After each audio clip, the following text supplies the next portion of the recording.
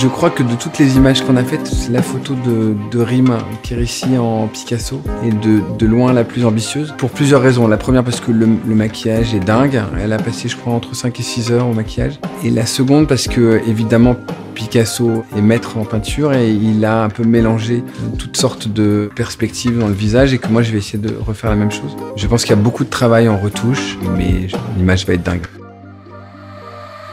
J'ai accepté de participer à cette expérience parce que j'adore le travail de Sacha, que me glisser dans la peau de la muse de Picasso, évidemment ça me plaît. J'aimais aussi l'idée de faire une photo qui allait rester et que j'allais peut-être garder chez moi et prétendre que j'avais un Picasso à la maison. Pour être tout à fait honnête, j'ai dit ouais, pas de problème. Et puis c'est la veille, j'ai fait quand même.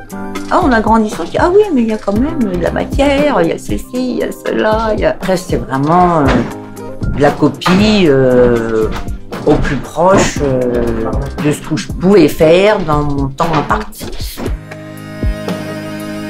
Il a fallu plus de 6 heures de maquillage et de coiffure. Ce ne sont pas mes cheveux. On est parti sur une perruque blonde qu'on a patinée avec de l'argile, qu'on a teint.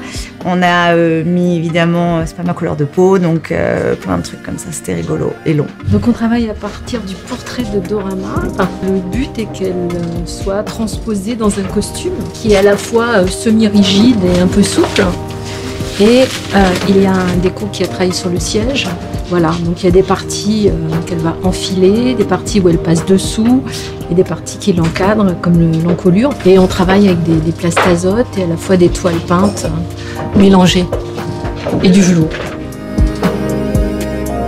L'univers de ce perso m'inspire parce qu'elle est glamour, que c'est une personnalité française quand même, donc je suis heureuse de représenter une personnalité française. Voilà, et puis là, c'est coloré, c'est joyeux, voilà. La patience, c'est le message que j'ai voulu le faire passer. Et sinon, la créativité et voyager dans le temps aussi. La culture, pour moi, c'est la transmission, l'intemporalité et la créativité.